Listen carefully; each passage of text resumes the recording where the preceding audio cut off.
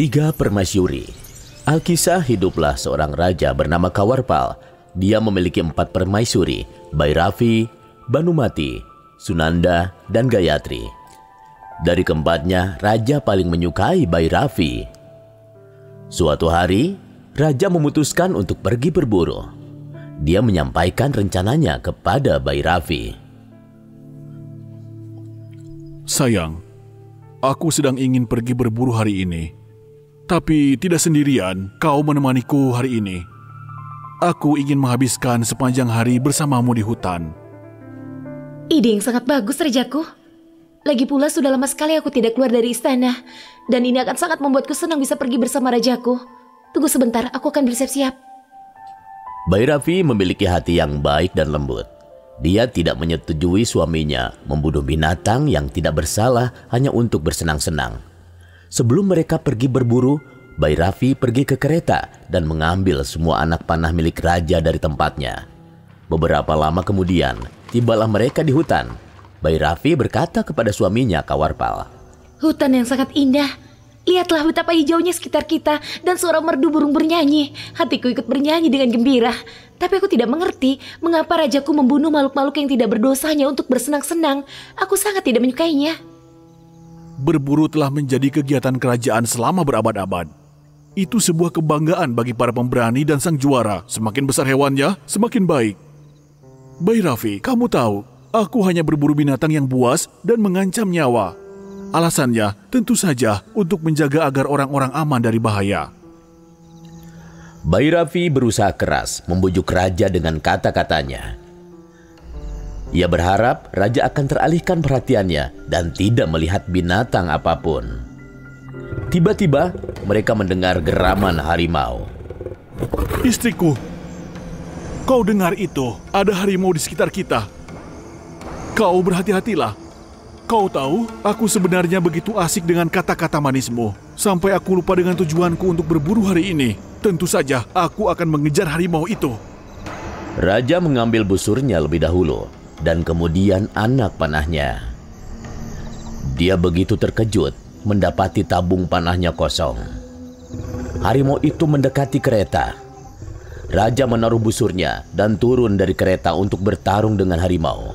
Raja adalah seorang yang tidak kenal takut. Ia meluncurkan serangan sengit terhadap harimau itu.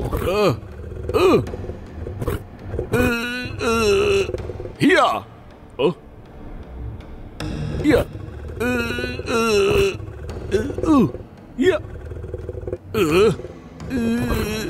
Ya. Ya.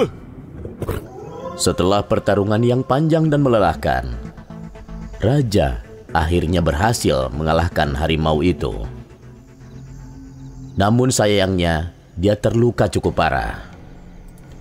Ketika Bhairavi kembali ke istana dengan raja yang terluka, tidak ada yang percaya bahwa Raja Kawarpal terluka saat berburu.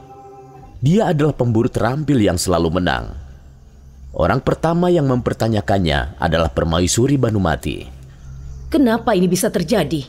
Bagaimana bisa raja terluka saat berburu? Bhairavi menjelaskan. Aku tidak tega melihat hewan malang yang tidak berdosa dibunuh tanpa alasan. Itu kenapa sebelum kami pergi berburu, aku mengosongkan semua anak panah milik raja. Mendengar itu, permaisuri Gayatri pun membalas. Maksudmu, kau sengaja membuat nyawa suamimu terancam hanya demi menyelamatkan seekor hewan? Istri macam apa kau? Kau tahu betul kalau raja sangat suka berburu, bukan? Tapi kau begitu keras kepala. Istri macam apa yang justru membahayakan suaminya? Bhairavi selalu mengagumi Gayatri. Kata-katanya begitu menusuk penembus hati Bhairavi, sehingga ia langsung menyesal. Keadaan raja semakin parah. Bhairavi kemudian membela diri. Kalian semua boleh menyalahkanku sesuka kalian. Tapi tolonglah, kita harus mengutamakan keselamatan raja. Permaisuri Sunanda akhirnya bersuara. Ada seorang tabib yang ahli mengobati luka akibat serangan hewan. Tapi rumahnya cukup jauh dari sini. Butuh waktu beberapa lama sampai dia tiba. Bhairavi memiliki pengetahuan dasar tentang ramuan dan tanaman obat. Dia pun segera berkata, Ayo cepat hubungi tabib itu. Sementara aku akan menyiapkan obat untuk menyembuhkan lukanya. Bhairavi mulai menyiapkan obat untuk raja. Dia mengambil beberapa tumbuhan, daun, kulit kayu, dan akar, lalu membuat obat untuk dioleskan pada luka raja. Tapi obat itu malah membuat kondisi raja semakin parah. Suhu tubuhnya naik jauh lebih tinggi dari sebelumnya. Ketiga permaisuri lainnya memarahi Bhairavi. Usahanya menyembuhkan raja tampak sia-sia. Apa yang kau inginkan? Apa kau ingin raja segera mati? Kami pikir kau sedang berusaha mengobati raja. Tapi ternyata obatmu malah membuat keadaannya semakin parah. Kalau kau tidak tahu cara membuat obat, mengapa kamu malah membuat obat yang tidak berguna ini? Mengapa kamu membahayakan keselamatan raja? Kau tahu kan, tabib akan segera tiba. Hanya Tuhan yang tahu apa yang akan terjadi sekarang. Tabib pun tiba. Ia memeriksa kondisi tubuh raja secara keseluruhan. Kemudian dia berkata, Raja baik-baik saja sekarang. Kalau boleh tahu, siapa yang menyiapkan obat untuk raja yang dioleskan ke lukanya? Semua menyebutkan nama Bhairavi dan menunjuk ke arahnya. Kemudian permaisuri Gayatri berbicara. Jika raja dalam keadaan baik, mengapa suhu tubuhnya terus naik? Tabib itu menjelaskan. Obat ini menghangatkan tubuh raja. Itulah cara kerjanya.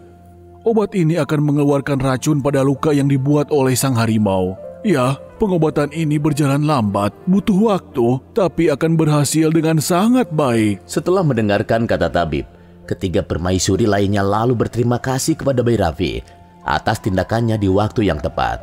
Raja pun pulih sepenuhnya dalam beberapa hari. Bhairavi kemudian mendatangi raja dan meminta maaf. Maafkan aku, rajaku. Keselamatanmu jadi terancam gara-gara ketidaksetujuanku akan perburuan hewan.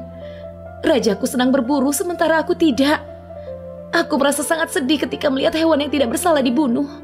Hanya untuk kesenangan semata, seharusnya aku menolak saat rajaku memintaku menemani berburu. Aku seharusnya tidak mengosongkan tabung padamu. Sayang, tindakanmu mungkin salah, tapi maksud baikmu tidak pernah salah. Jika kamu benar-benar menginginkan agar aku tidak berburu dan mengasihani makhluk-makhluk tak bersalah itu, maka aku akan menurutinya. Aku berjanji hanya akan membunuh hewan yang ganas dan yang mengancam jiwa rakyatku saja. Ada kalanya seorang istri akan mengambil langkah ekstrim hanya untuk membuat suaminya meninggalkan kebiasaan buruk. Penting bagi suami untuk mendengarkan istri dan mempertimbangkan alasan di balik tindakannya. Jika suatu hal dibicarakan dan dilakukan demi kebaikan kita sendiri, maka tidak ada salahnya untuk menyetujuinya. If you enjoyed this story, please like and subscribe our channel and press the bell icon to get future updates. And don't forget to comment.